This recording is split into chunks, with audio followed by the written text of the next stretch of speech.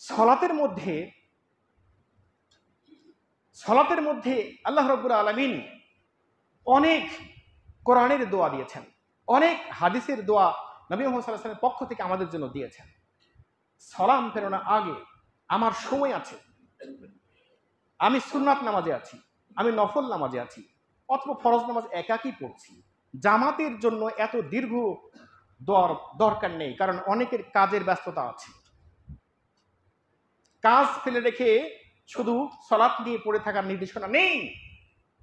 তাই জামাতের সলাৎকে সংক্ষিপ্ত করতে হবে। যখন নিজের সলাৎ পড়বো, আদায় করবো, তখন কোরআনের সব দোয়াগুলো, হাদিসের সব দোয়াগুলো শেষ না করা পর্যন্ত সালাম আমি দিয়ে সলাৎ শেষ করব না। এটা ভালো একটা দিক।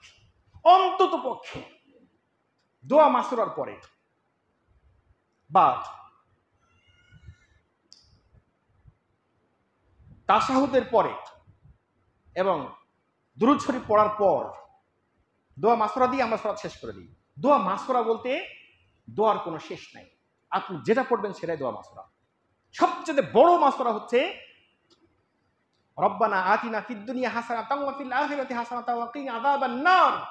সবচেয়ে বড় মাসুরা হচ্ছে আপনার আমার জন্য আল্লাহর রাসূল বলেছেন, আল্লাহুম্মা ইন্নী আউযু বিকা মিন আযাবি জাহান্নাম ওয়া আউযু বিকা মিন আযাবিল কবর ওয়া আউযু বিকা মিন ফিতনাতিল মাসিহিদ দাজ্জাল ওয়া আউযু বিকা মিন ফিতনাতিল মাহইয়া ওয়াল মামাত। এর চেয়ে বড় মাসুরা আর নাই। এরপরে আপনার আমার জন্য বড় মাসুরা হচ্ছে আল্লাহুম্মা রাব্বির হামহুমা কামা রাব্বায়ানি সাগীরা। এই দোয়া না বলে সালাম না ফেরানো উচিত। কোন মুসলিমদের উচিত না যে পিতামাতার জন্য দোয়া না করে সালাম না ফেরানো উচিত। সন্তানদের জন্য দোয়া না করা পর্যন্ত সালাম না ফেরানো উচিত। আল্লাহুম্মা রাব্বি জাআলনি মুকিমাস সালাতি ওয়া মিন যুররিয়াতি, এই কথা না বলে সালাম ফিরাবো না। তাহলে আমার সন্তান কখনো বিপদে যাওয়ার সম্ভাবনা থাকবে না।